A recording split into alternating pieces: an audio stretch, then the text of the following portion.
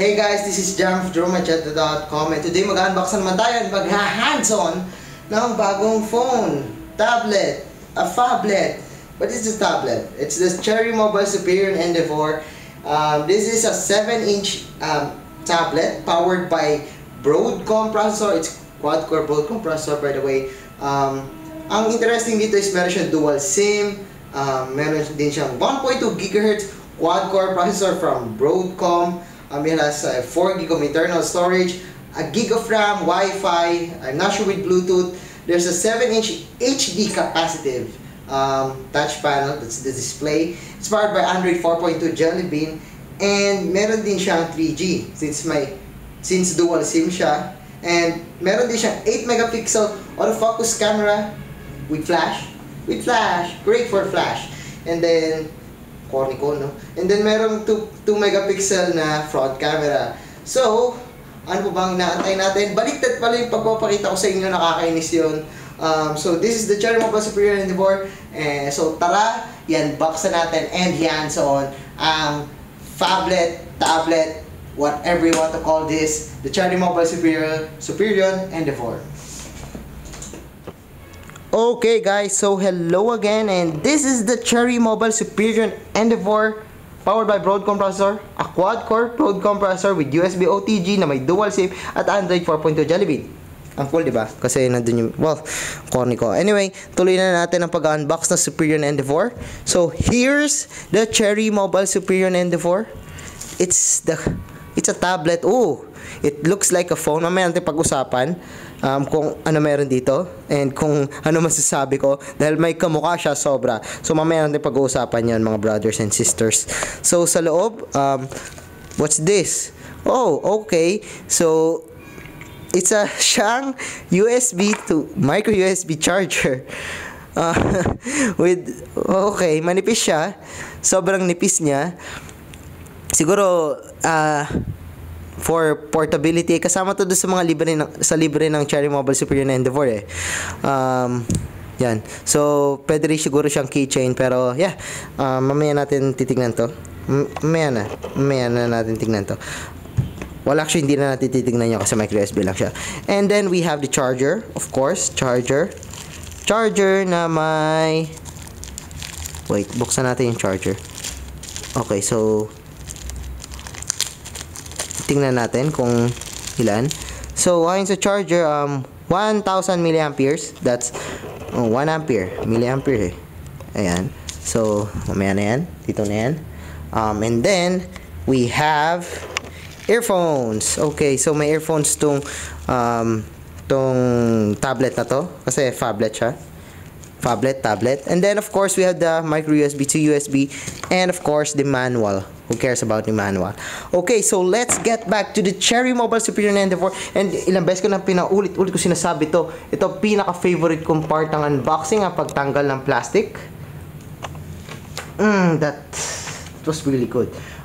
Okay, so meron pa siyang screen protector actually. Hindi ko lang kung tatanggalin ko ba yun or what. No, I don't think so. Kasi meron siyang bubbles eh. So, I guess kasama na siya. Or okay.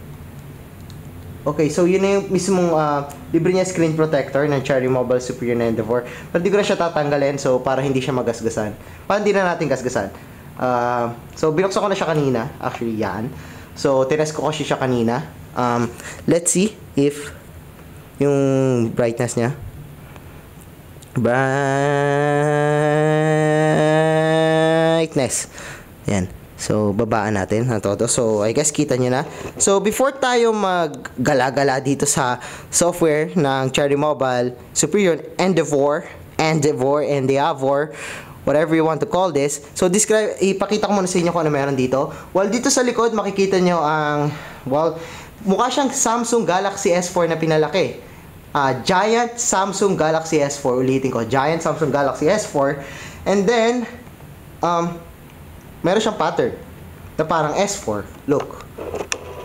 I'm not sure if kita nyo, pero if nagre-reflect sa inyo, meron siyang pattern just like the Samsung Galaxy S4. The design here is similar to the Samsung Galaxy S4, pero at the top we have the SIM 2 SIM 1. I guess it's a regular SIM card kasi malaki yung saksakan niya. And then, dito sa pinakadulo is T-Flash, that's micro SD card slot. Sa side, we have a power button and a volume button.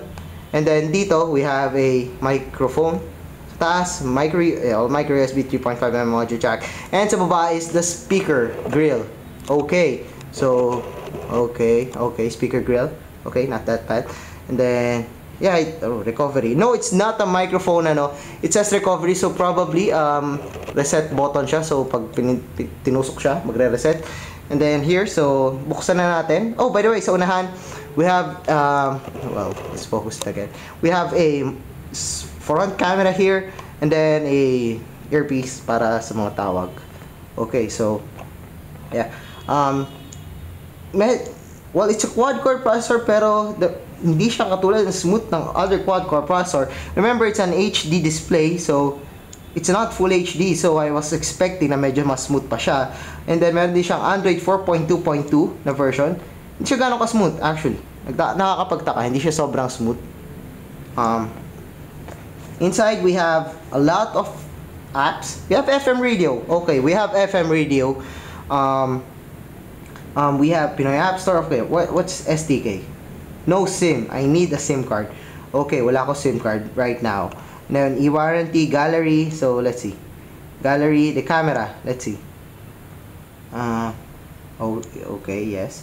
Okay, so yung camera niya is medyo bluish. Pero at least we have LED flash. Okay, so maliwanag. Oh, wow. Sobrang liwanag niya nung paglabas niya. Actually, hindi ko lang kung pansin nyo. Pero sobrang lumiwanag siya after nung pagkuha ng photo. Pero dito, okay, sobrang parang dilim niya. And then pagdating to, okay. Maganda yung kulay nung lumabas pagdating ng flash. Pero of course, this is just the first impression. Hindi pa natin masabi kung final nga ito. Yeah. So, meron siya, well, hindi naman siya hindi siya full na Android talaga na, what do you call that? The default Android. Anyway, I think that's it. Verdict for a first impression and hands-on. Gusto ko yung yung texture. Hindi naman siya sobrang solid, pero tama lang. Actually, may hollow feeling pag pinapalo to. Mukha siyang malaking Samsung Galaxy S4. Yun talaga yung masasabi ko. Even the chrome sides here, mukha siyang Samsung Galaxy S4. Wala akong masisisi doon. Actually, okay lang naman. I like the curves. It feels like a phone more than a tablet for me. It feels like a phone more than a tablet for me since you can text, you can call. Well, pag-type, laki ng niya, keypad. I appreciate na ginawa nilang dual SIM to with 3G. So, para sa mga taong mahilig mag-internet, probably magugustuhan nila ang Superior Endeavor. I have nothing to say masyado dito sa Superior Endeavor since di ko pa first time siya nabuksan. So, yeah, I think that's it for now sa hands-on and unboxing na Superior Endeavor. So, once again, if you like this video, don't forget to give us a thumbs up. And if hindi pa kayo nakasubscribe sa channel ko, well, mag-subscribe na kayo sa JeromeAncheta.com. Actually, sa youtube.com/JaromeOnlineBlog. So, once again, I'm Jerome from JeromeAncheta.com, and thanks for watching, and see you again on my next video. Bye-bye.